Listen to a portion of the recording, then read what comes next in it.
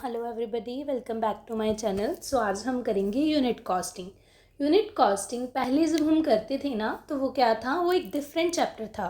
But अब इस same में क्या किया, इसको मर्ज कर दिया कॉस्टिंग कॉस्ट शीट के अंदर ही। तो यूनिट कॉस्टिंग में क्या होता है, जब हमने कॉस्ट निकालनी होती है पर यूनिट की कॉस्ट। अब देखो कैसे निकालेंगे। अब मैंने कोई सामान लिया है तो मुझे टोटल कॉस्ट, जैसे कि उसकी पता है कि मैंने अगर कुछ सामान लिया है तो मेरे को उसका 20,000 देना पड़ा 50 प्रोडक्ट्स के लिए। बट मेरे को पर यूनिट की कॉस्ट तो नहीं पता ना कि 50 प्रोडक्ट्स का मैं दे रही हूँ 20,000। बट मैं पर यूनिट 1 प्रोडक्ट का कितना दे रही हूँ, ये तो बहुत कॉमन है कि हमने इसको ऐसे सीखा था कि मैं इसका दे रही हूँ 400 रुपीज़ दे रही हूँ मैं एक प्रोडक्ट का, इतना तो हमको पता है। बट जब हम कॉस्ट शीट करते हैं तो हमारे बहुत तरह के खर्चे होते हैं, बहुत सारे एक्सपेंसेस होते हैं। तो अब मुझे हर एक के लिए मैं ऐसे तो नहीं निकाल सकती ना, तो मुझे देखना पड़ेगा कि मैं फैक्ट्री में एक ओवरहेड में अगर मैं खर्चा कर रही हूँ, मैं एक ओवरहेड में अगर पैसे दे रही हूँ तो मैं कितना पैसा दे रही हूँ, मेरा पर यूनिट कितना पैसा जा रहा है, कितना प्रॉफिट मेरे को पर यूनिट आ रहा है, मैं पर यूनिट कितनी सेल्स कर रही हूँ। तो बेसिकली आज जो हम सीखेंगे, आज हम यही सीखेंगे कि पर यूनिट कॉस्टिंग कैसे की जाती है, और इसके साथ ही क्वेश्चंस भी एक्सप्लेन हो जाएंगे। तो ये चैप्टर आज हमारा कंप्लीट हो जाएगा।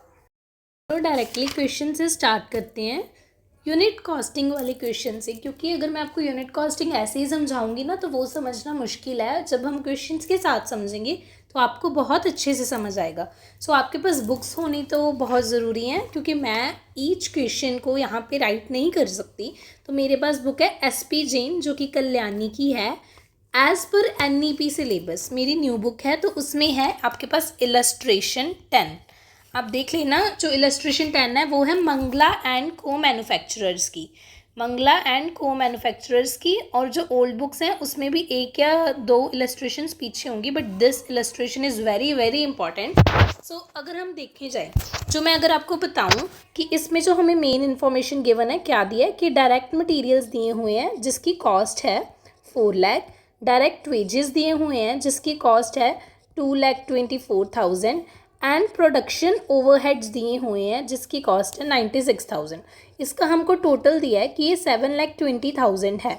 और इन्होंने हमें क्वेश्चन में क्या बता दिया कि A और B टाइप के प्रोडक्ट्स हैं, या हम बोल दें कि दो अलग अलग प्रोडक्ट से कंपनी बना रही है, जिसकी A की प्रोडक्शन वो per year during the year वो कर रही है 40,000, और टाइप B की प्रोडक्शन हो रही है 1,20,000।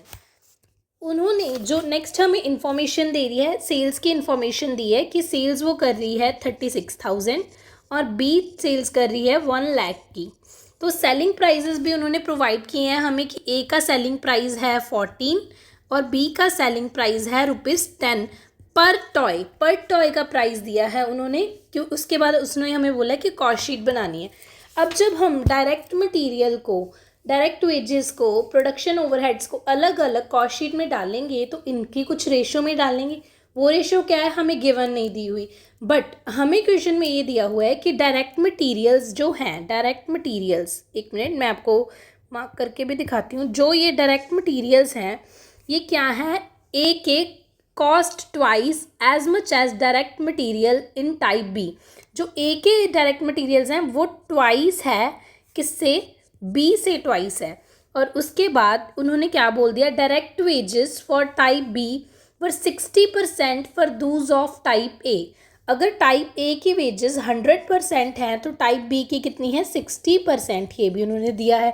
उसके बाद उन्होंने क्या बोला कि production overheads was same for both types, administrative 200% of the direct labor, selling cost were 50 पैसे per toy for both types. ये जो दिया है ये उन्होंने दिया है सेलिंग प्राइस, और अब जो हमें दिया है सेलिंग कॉस्ट दी है कि वो कितनी है 50 पैसे पर टॉय। अब मैं क्या करूँगी, पहले तो मैं यहाँ पे वर्किंग नोट्स बनाऊँगी। वर्किंग नोट्स में क्यों बनाऊँगी, क्योंकि मुझे पता ही नहीं है कि डायरेक्ट मटेरियल मैंने A को कितना देना है, इसमें A का कितना हिस्सा है, इसमें B का कितना हिस्सा है। डायरेक्ट वेजेस भी तो मुझे पता ना ही, मुझे पता है कि प्रोडक्शन ओवरहेड्स का क्या सीन है, क्या हमने कितना कितना किसी किस को देना है। तो अब जो मैं आपको एक्सप्लेन कर रही हूँ वो सुनो। अब हमें क्या दिया हुआ है, हमें कुछ भी नहीं दिया, बट हमें पता है कि उसने अपनी प्रोडक्शन कितनी की, उसने अपनी प्रोडक्शन की है, जो ए है उसने प्रोडक्शन की है 40,000 की, और बी है उसने प्रोडक्शन की है 1,20,000 की। और उसने क्या बोला हमें कि जो डायरेक्ट मटेरियल्स है ए टाइप में cost twice as much direct materials in the type B, कि हमें प्रोडक्शन में हमको पता है कि जो हमारे प्रोडक्ट में रॉ मटेरियल लग रहा है, हमारा डायरेक्ट मटेरियल्स लग रहे हैं, वो कहाँ पे लगेंगे, प्रोडक्शन में। उसने बोला कि ए है जो ट्वाइस कॉस्ट कर रहा है रॉ मटेरियल्स की, एज मच एज मतलब कि जो बी है उससे कम कर रहा है। इन्होंने लिखा है A cost twice as much direct materials in type B. अगर मैं इतनी प्रोडक्शन कर रही हूँ 1,20,000 की, ऑब्वियस ही बात है मेरे रॉ मटेरियल भी इतने लगे होंगे। अब मेरे को इसकी रेशियो फाइंड करनी है कि जो ये 4 लाख है ये कितनी रेशियो में डिवाइड होगा। अगर ये एक की रेशियो में है तो ऑब्वियस ही बात है ए बी का ट्वाइस है तो ये 2 होगा, तो इसकी रेशियो क्या बन जाएगी 80,000 रेशियो 1,20,000, जो कि किसके इक्वल आ जाती है 2:3 के इक्वल आ जाती है। 10 जो ये 4 लाख का डायरेक्ट मटेरियल है ये हम कितनी रेशियो में डिवाइड करेंगे 2:3 में डिवाइड करेंगे, जो कि 40,000 इंटू 2 अब 5 और ये है 4 लाख। यहाँ पे 40,000 नहीं 4 लाख आएगा, क्योंकि टोटल जो हमें डायरेक्ट मटेरियल दिया है उसकी कॉस्ट कितनी है 4 लाख, और यहाँ पे क्या आएगा 4 लाख इंटू 3 रेशो। तो ये क्या आएगा कि हम कितनी कितनी रेशो में डायरेक्ट मटेरियल्स जो है वो इशू कर रहे हैं इनको।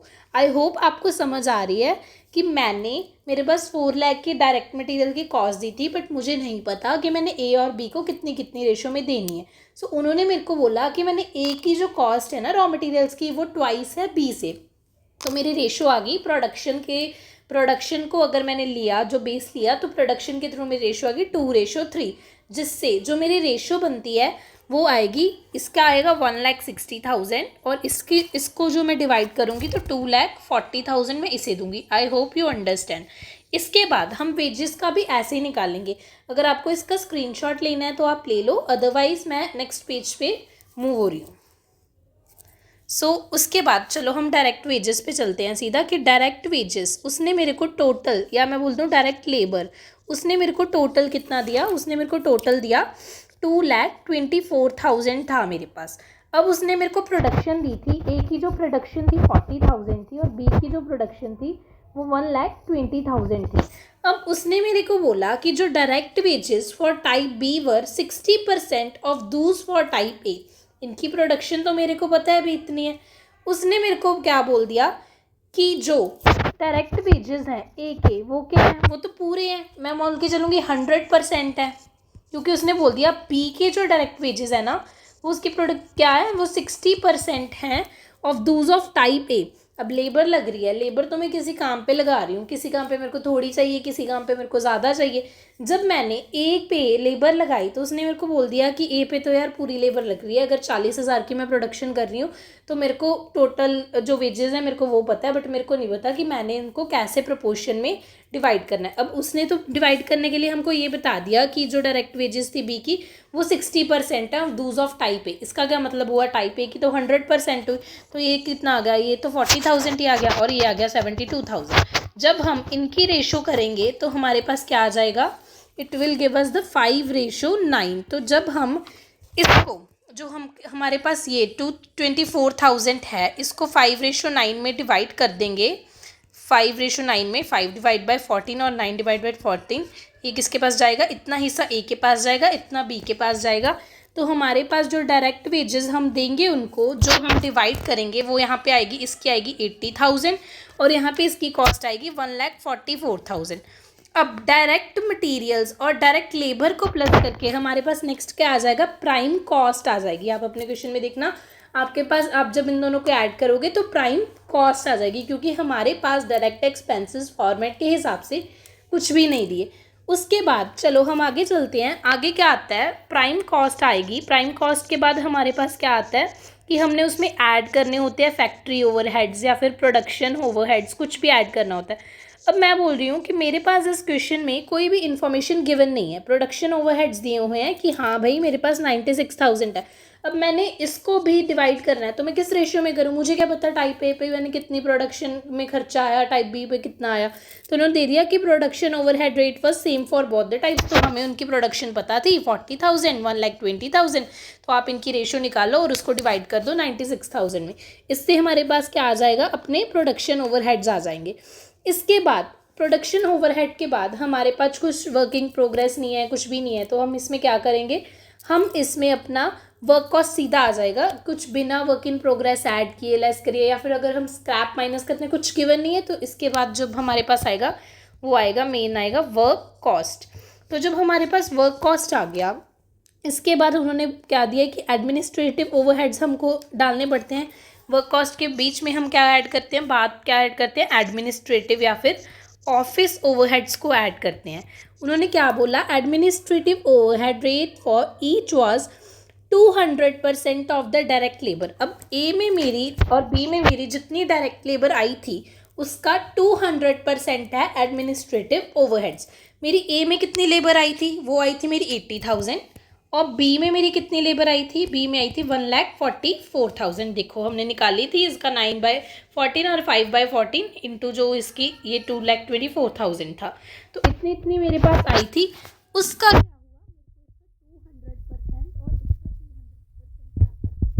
Administrative overheads. अब क्या होगा एडमिनिस्ट्रेटिव ओवरहेड्स? आप बताओ कि मेरे पास अगर 80,000 था, उसका मैं 200% कर रही हूँ, तो मेरे को 1,60,000 एक का एडमिनिस्ट्रेटिव ओवरहेड्स पड़ रहा है। और अगर मैं 1,44,000 का कर रही हूँ 200%, तो मेरे पास जो पड़ रहा है वो 2,88,000 प्रोडक्शन ओवरहेड का एडमिनिस्ट्रेटिव ओवरहेड का कॉस्ट पड़ रहा है।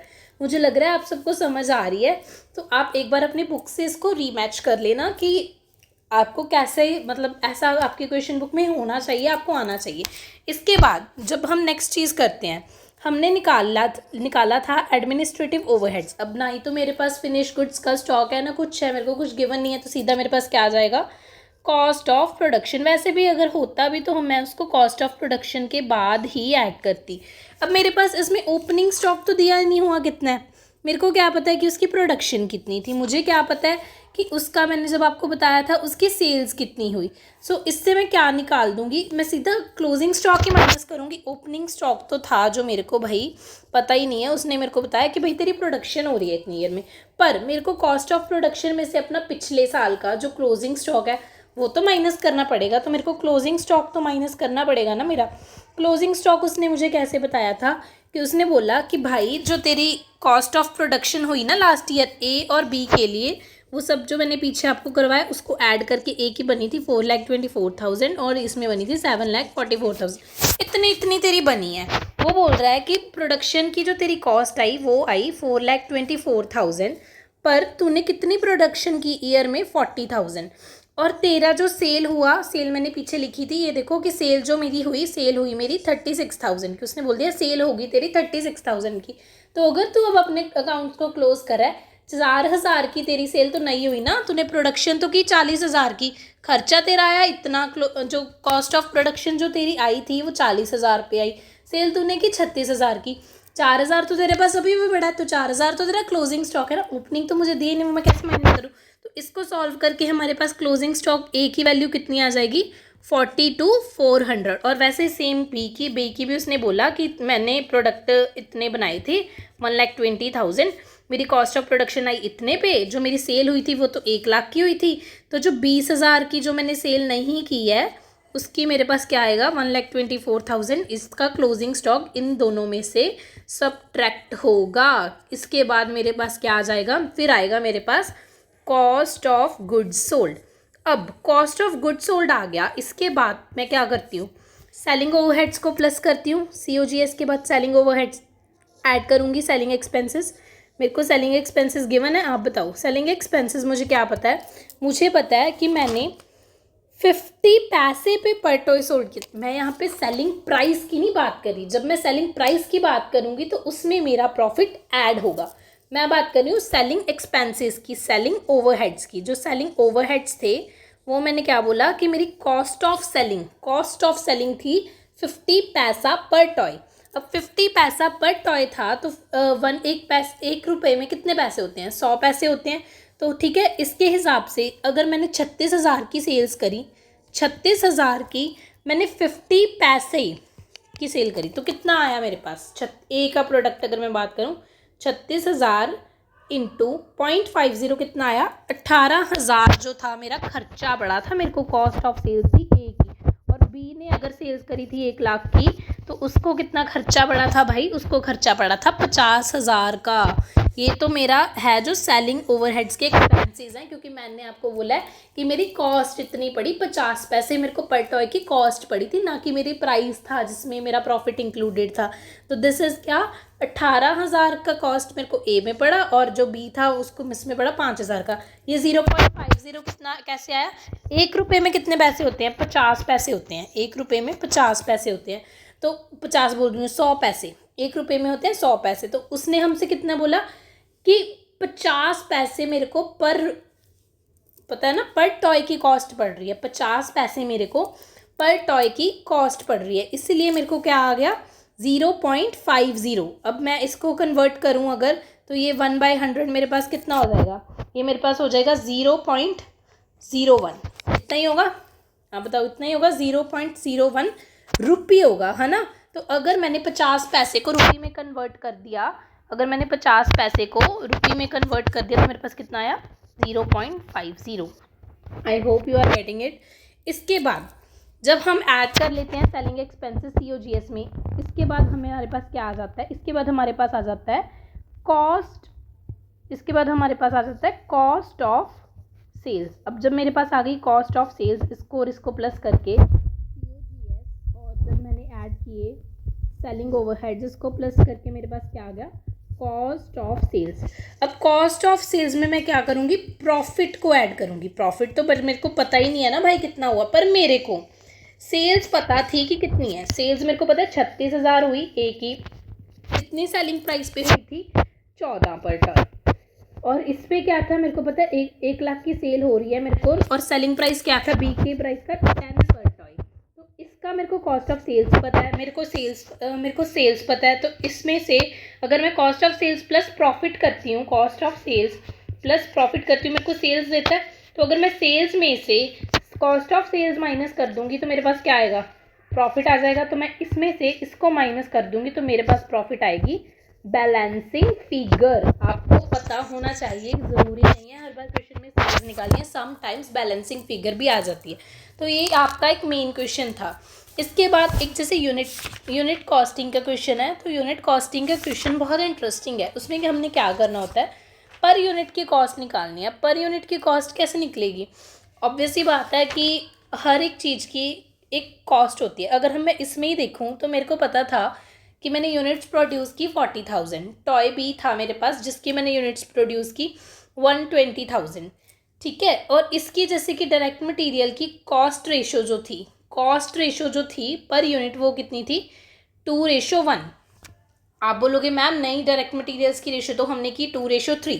बट मैं क्या बोल रही हूँ, जब मैंने प्रोडक्शन की थी, प्रोडक्शन तो मेरी इतनी हुई थी ना, प्रोडक्शन जब मेरी इतनी हुई थी, तो ये मेरे प्रोडक्शन की जो रेशो आई वो तो 2:1 ही आई ना। आप ध्यान से देखो, इसकी तो जो मेरे पास रेशो आई 2:1 ही आई, direct material ratio per unit. और direct material cost ratio for total units तो मेरे पास आई थी 80,000 और 1,44,000। आई होप आपको समझ आ रहा है। मैं कह 1,80,000 और 1,20,000, सॉरी 80,000 और 1,20,000 आई थी। तो आई होप आप लोगों को समझ आ रहा है कि यूनिट कॉस्टिंग कैसे मैटर करती है। एक मतलब हाँ, अगर हम अपने लाइफ में देखें तो हम पर यूनिट की कॉस्ट ही देखते हैं, उसके बाद हम उससे मल्टीप्लाई करते हैं जितनी हमने यूनिट्स बनाई थी। So I hope you are getting it. चलो नेक्स्ट जो हम चलते हैं, एक यूनिट कॉस्टिंग का क्वेश्चन देख लेते हैं अच्छा सा। उसके बाद तो बेटा देखो आपको प्रैक्टिस ही करनी पड़ेगी। मैं तो करवा ही सकती हूँ, बट जैसे जैसे आप प्रैक्टिस करोगे तो प्रैक्टिस के साथ आपको सम सॉल्व होने शुरू हो जाएंगे। आई नो ये चैप्टर थोड़ा सा करने में मुश्किल लग रहा है, यूनिट कॉस्टिंग वाला टॉपिक, बट ये हो जाएगा अगर आप इसको ध्यान से करोगे। तो इसके बाद चलो इलस्ट्रेशन, जिनके पास नोटबुक है वो अपना क्वेश्चन ढूंढ लेना, बाकी मैं सारा क्वेश्चन बोलूँगी तो आप नोट डाउन भी कर सकते हो। ये है रेडियो ओरिएंट एंड सूजन मॉडल्स वाला जो क्वेश्चन है वो है बुक में। तो क्वेश्चन क्या है, in a factory 2 types of radios are manufactured. उन्होंने बोला कि 2 टाइप्स के रेडियोज मैन्युफैक्चर हो रहे हैं। पहला जो है वो है ओरिएंट एंड दूसरा जो है सूजन मॉडल्स, ठीक है। और उन्होंने बोल दिया कि स्टेटमेंट में क्या शो करना है, हमें एक स्टेटमेंट बतानी है जिसमें हमने कॉस्ट शो करनी है। उन्होंने पूरी कॉस्ट शीट नहीं बोला, देखो उन्होंने बोला कि हमें क्या शो करनी है, कॉस्ट शो करनी है और प्रॉफिट शो करना है पर यूनिट। अब उन्होंने लिख दिया कि हमने क्या शो करना है, कॉस्ट करनी है और प्रॉफिट हमको बताना है कितना है पर यूनिट, पर रेडियो सोल्ड। पर यूनिट ही हो गया, एक रेडियो की कितनी कॉस्ट है और एक रेडियो का कितना प्रॉफिट है हम जो बेच रहे हैं वो हमको शो करना है। तो हम कैसे करेंगे, मतलब पर यूनिट ही। और उन्होंने ये भी हमें गिवन दिया है कि देयर इज़ नो ओपनिंग और क्लोजिंग स्टॉक, कोई ओपनिंग स्टॉक भी नहीं है और कोई क्लोजिंग स्टॉक भी हमको गिवन नहीं है। और इन्होंने बस हमको जो दिया है सिर्फ इतनी सी इन्फॉर्मेशन दिया है कि जो मटेरियल्स हैं वो हैं ओरिएंट के और ये सूजन के, ये हैं 27,300 और ये है 108,680। और इन्होंने हमको लेबर का दिया है कि लेबर जो है, लेबर है 15,600 और लेबर है 60-90। बस इतनी सी इन्फॉर्मेशन हमें गिवन है। और आगे दिए कि जो वर्किंग ओवरहेड्स हैं वो चार्ज है हम कर रहे हैं 80% on labour. Both the cases में 80% ऑफ द लेबर चार्ज कर रहे हैं। और उसके बाद जो ऑफिस ओवरहेड्स हैं उनको हम चार्ज कर रहे हैं 50% ऑन वर्क कॉस्ट। और इसके बाद जो selling price of the both radio is ₹1000। उन्होंने कहा selling price of both the radios is ₹1000। और अब आपको जब ये सेलिंग प्राइस दिया है ना, ये एक रेडियो का सेलिंग प्राइस दिया है। आप पूछोगे कैसे पता चला, कैसे क्यों पता चला, उन्होंने हमें क्वेश्चन में बोल दिया कि हमको कॉस्ट एंड प्रॉफिट पर रेडियो सोल्ड करना है और हमको जो ये